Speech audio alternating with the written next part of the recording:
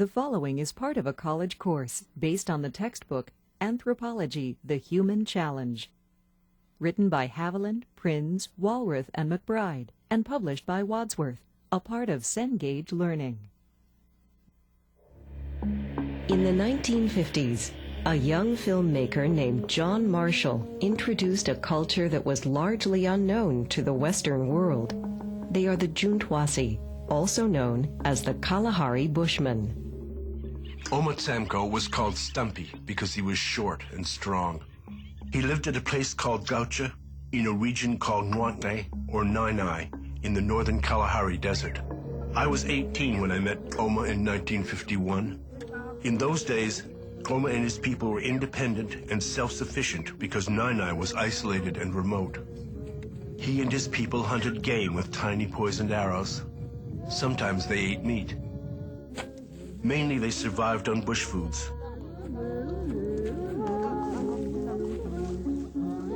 They dug roots. They picked berries.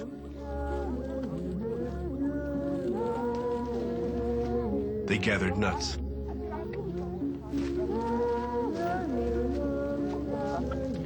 They called themselves Juntwasi. My name is John Marshall, and throughout the 1950s, I filmed the people in their hunting-gathering life in Nainai. When Oma gave me his name, he said my face was too long. I called him my big name. He called me Oma Khosi, Oma Longface. In 1958, the South African government kicked me out of Nainai for supporting Juntwasi. It was 20 years before I was allowed back to Nainai. I met my big name at a place called Chumkwi.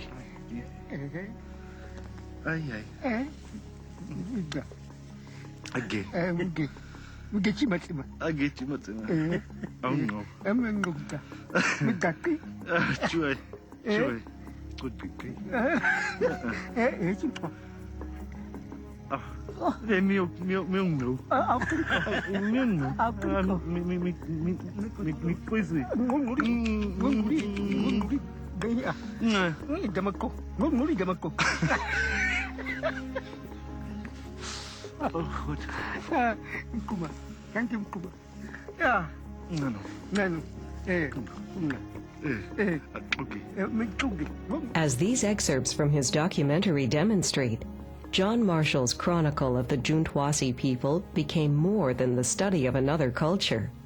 For Marshall, it was a journey of self-discovery that changed his life forever. Such an exploration is the essence of anthropology.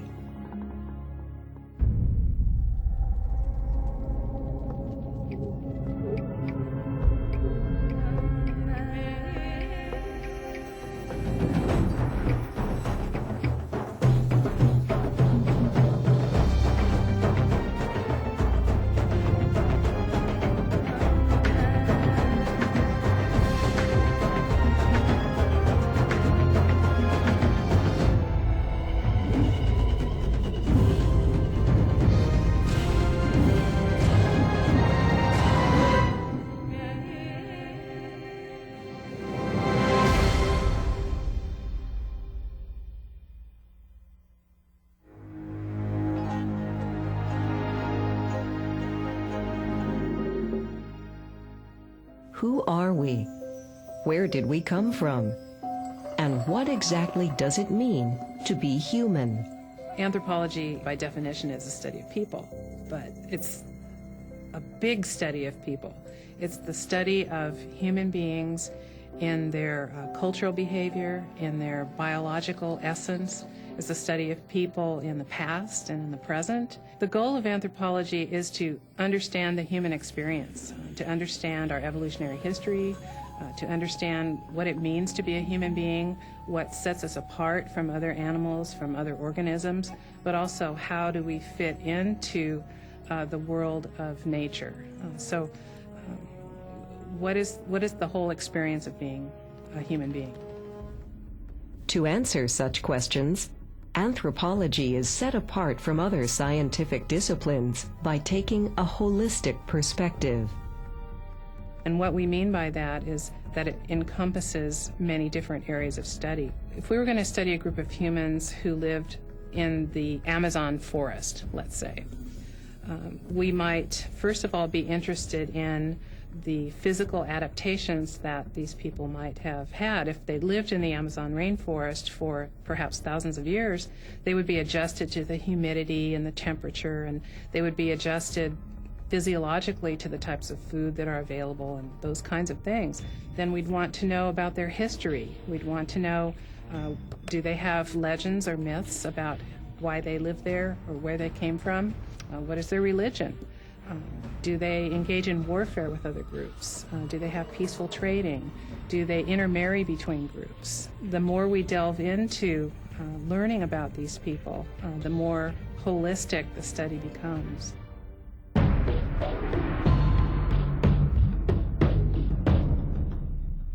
The science of anthropology uses what's called the four fields approach, comprised of physical, cultural, archaeological, and linguistic disciplines. Each of these subfields is crucial to our understanding of what it means to be a human being. For example, physical anthropology traces our biological origins, evolutionary development, and genetic diversity. Biological or physical anthropologists are deeply interested in the person as a biological organism. What is the evolutionary history of humans? How do humans adapt physiologically to their environment? And why are humans so diverse in their physical appearance? Why do we have different colors of skin and hair and eyes? Why are we differently shaped in terms of being tall or short? One subfield of physical anthropology is forensic anthropology, the identification of human skeletal remains for law enforcement authorities.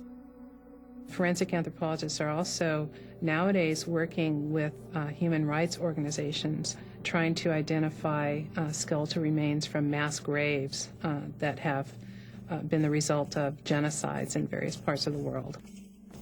In 2006, the newly installed Iraqi government gathered a case against Saddam Hussein for atrocities committed against 148 Shiite villagers in 1982. A team of anthropologists from the United States assembled to examine evidence recovered from a mass grave in the Dushail region north of Baghdad.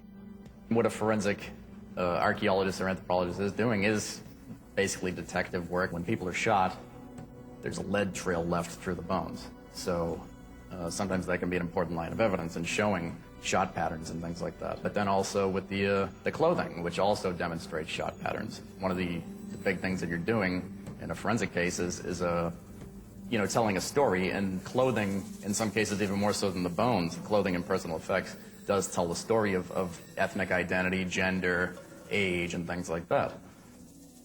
The forensic evidence gathered by the team was integral to the conviction of the former Iraqi dictator, and Saddam Hussein was sentenced to death in 2006. Another subfield of physical anthropology, paleoanthropology, investigates human origins through the study of fossils. For example, by comparing the size and shape of these fossils to one another and to the bones of living species, paleoanthropologists are reconstructing the course of human evolutionary history. Paleoanthropology is the study of humans in the past. A paleoanthropologist would be involved in looking at the human evolutionary record of humans and their relatives. So, for example, a paleoanthropologist might work in Olduvai Gorge or work in other places in Africa where some of the most ancient fossils have been recovered. And through their work, they try to reconstruct the evolutionary history of humans and their ancestors. When you do field work in paleoanthropology, to do it well and to get the most possible information out of your field research, you need to bring all these people together. You have the paleontologist, you have the anatomist, you have the geologist, you have the archaeologist, you've got the person who's an expert on dating techniques, the person who's an expert on fossil fish. You've got the person who's an expert on how to conserve fossils or an expert on a particular kind of mammal evolution. All these people are in the field. That's where the exciting stuff happens in science. It's not in the center of science. of any particular field. It's where different fields bump into each other and find common cause. That, to me, that's paleoanthropology in a nutshell. As paleoanthropologists unearth the fossilized records of human ancestors, they hope to learn how biology interacted with the culture of these ancient peoples. That is, they take a biocultural approach. Anthropology is biocultural. What we mean by that is that in order to get a full understanding of the human experience, we need to look at both the cultural aspects of humans and we need to look at the biological aspects of humans. A great example would be the example of food. Food is certainly something that everyone needs for nutrition, for growth and development and reproduction.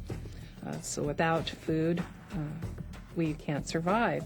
But getting food for humans is not just a matter of using our instinctual drives and finding food in the environment.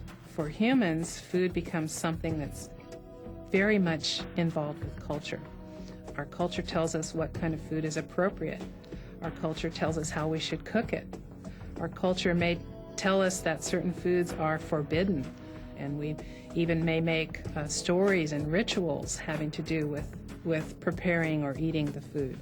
So food is much more than simply only a cultural thing, and it's not just a biological thing. It's something that works together in a biocultural way. Another subfield of anthropology is archaeology, which studies human cultures through the recovery and analysis of artifacts. Scientists then interpret this fragmentary but fascinating record to reassemble both existing and forgotten ways of life. Archaeologists are always interested in what happened in the past. This could be the recent past, or it could be very ancient past. For example, in northern Nevada, there were many mining towns in the 19th century, and historic archaeologists may excavate in mining towns and combine what they find in the ground with historic documents and so on to try to get a picture of what was happening 100 years ago or 150 years ago. On the other hand, other people may be excavating nearby, also in northern Nevada, looking for Paleo-Indian artifacts, whether it be thousands of years ago or just a few hundreds of years ago. Our history is not only found in material remains, it is also translated through the written and spoken word. Linguistic anthropology is the study of human language, language being the most distinctive feature of the human species. Language is a system of symbols with which we transmit our culture. So in order to study culture, we need to also consider language. A linguistic anthropology might be interested in how culture affects language performance. For example, how is one polite or rude in a particular cultural context? How does one tell stories? What's the right way to communicate certain wants and needs in a culturally appropriate way? Linguistic studies could also look at non-verbal communication, such as how close you stand to one another, whether you look directly in someone's eyes, and all those kinds of things. Another branch is cultural anthropology, which studies historical and modern-day human societies in all parts of the world. As one might expect, cultural anthropologists focus on culture, a society's shared behaviors and perceptions. Culture represents the entire database of a society's knowledge and diverse ways of viewing and interacting with the world, which have been transmitted from one generation to the next, non-genetically, apart from DNA, through words, concepts, and symbols. The work that cultural anthropologists often do is called an ethnography, a detailed description of a particular culture. John Marshall's remarkable examination of the Juntwasi people is a classic example of an ethnography. After returning to Nainai in 1978, Marshall found that life for the Juntwasi had changed dramatically. No longer hunter-gatherers, they now worked for white South African ranchers for small wages. At their settlement of huts, a quarter-mile from downtown Chungkwi, the family threw a party for me.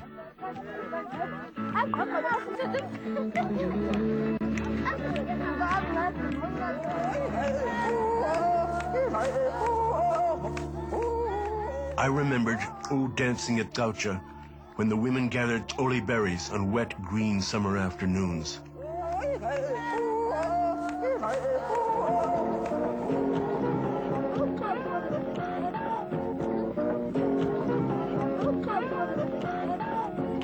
When they turned off their boombox and made their own music, it was all new to me. It was inevitable that they would never live the life their parents lived. Change would come to Nai. We just didn't realize how much, or how soon, or how fast. For Marshall, the ethnography of the Juntwasi spanned decades and involved extensive fieldwork or on-location research. Living with the culture and documenting their life was often difficult for Marshall. When a baby is near death, Marshall does not understand why the family won't seek help from the nearby clinic.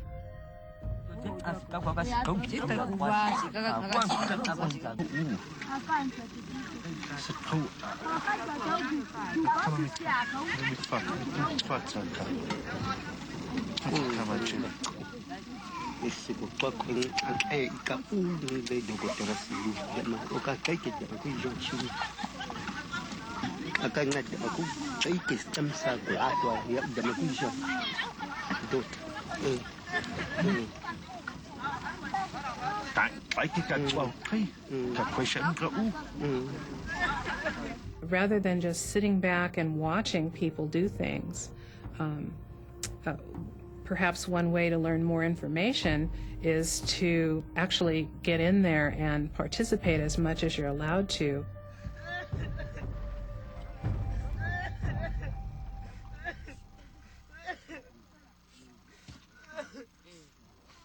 A common tool utilized by ethnographers is participant observation, which is a research strategy used to learn about a culture through social participation and personal observation.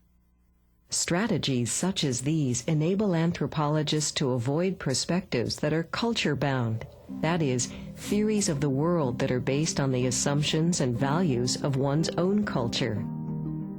Over the course of his many trips to study the Juntwasi, John Marshall became more than just an ethnographer. His friendship with the Juntwasi embedded him into their culture. When anthropologists do ethnography, they may live with a group of people for many months or even as long as a year. And over the course of that time, they come to know the people in a personal way. But the popularity of Marshall's films from the 1950s had an unintended consequence. The images of the Juntwasi as hunter-gatherers wearing skins had popularized a myth that they were still hunter-gatherers and could sustain their futures in this way. The information that anthropologists get can be very sensitive in a number of ways. For example, if the group being studied is a small group of indigenous people within a nation, it's conceivable that the information that the anthropologist obtains could be sold or given to a more powerful entity, such as the government. In part, due to John Marshall's 1950s films, the Namibian government wanted to exploit the Juntwasi. Revenues from the tourist industry and international filmmakers were better served if the Juntwasi returned to roaming the bush. I wasn't so keen on having film I shot in the 1950s influencing planning in the 1990s. Even if they could survive, who would want to go back to the old life? Should boys spend their youth learning to shoot little arrows and track wild game? Or go to school? Wie van julle het al 'n buffel gesien? Niemand nie.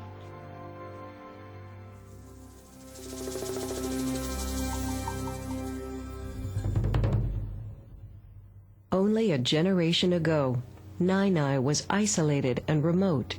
Now the Juntwasi are impacted daily by the outside world through globalization. a worldwide interconnectedness that is evidenced through global movements of natural resources, trade goods, human labor, finance capital, information, and infectious diseases. Globalization very often results in conflict, as John Marshall witnessed when he returned to Nainai in 1978. When he went back in 78 with that PBS film crew to make Nye, and he saw what happened to the people that he loved, boy, there was no going back. When Longface came back after many years, he saw how much we had changed. He filmed as frantically as ever.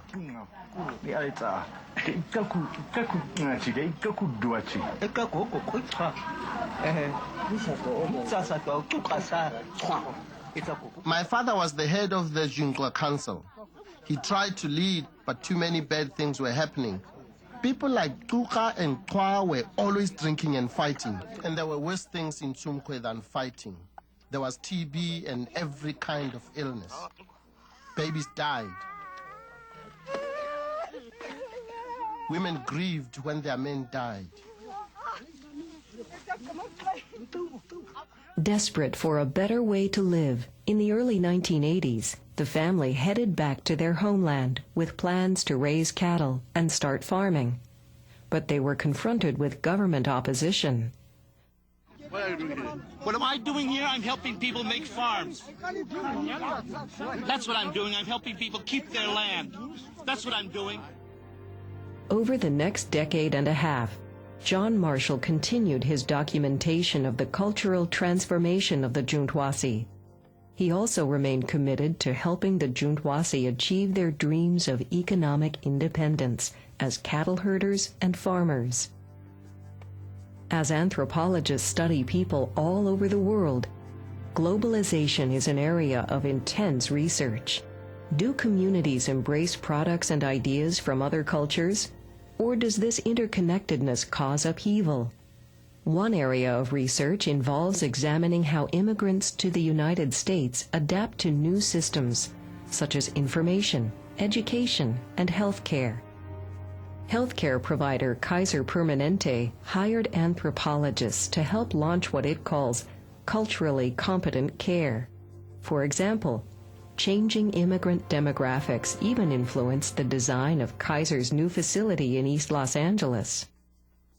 We had reached the point where 80% of our population was Latino and about 10% was Chinese. So when the opportunity came to rebuild the clinic, we used anthropologic concepts to construct even the architectural facades, so that we wanted to make it a safe an environment that people would be comfortable from the cultures that we were about to try to take care of.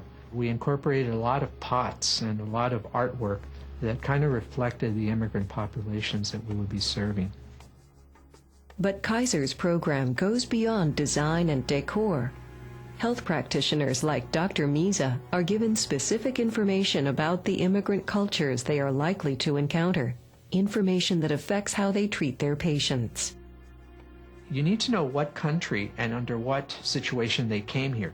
If you came here because you were persecuted and tortured, as in Honduras or in other countries of Latin America where they had dictatorships and so forth, and they were tortured, that's going to be a different worldview. So socioeconomic status is really important. Political situations, how people got here, religious are very important too.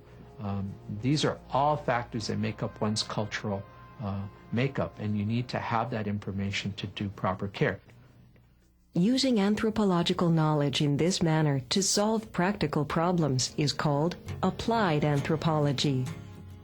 Some applied anthropologists work with immigrant groups, and many of the people that come to the United States come from a tradition of medicine that's quite different from what most Americans would think of as standard medicine. Some people really believe in cold-hot theory, yin-yang.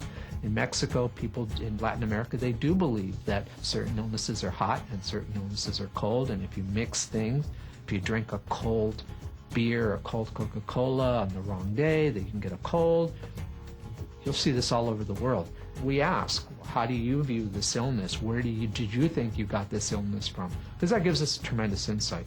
If you start telling me, well, it was because somebody gave me a bad look, or because I didn't do this, or because I was a bad person, that's tremendous insight to a physician, because that's your reality.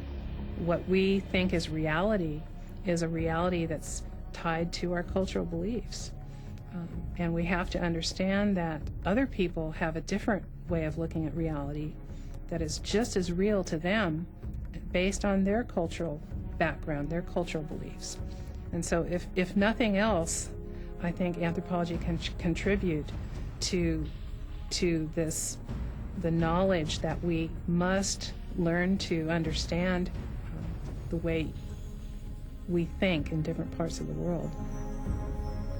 Though anthropology began by studying societies and cultures that were very different from those in the West, it has grown into a more holistic, multidisciplinary science with much wider and all-encompassing interests and applications.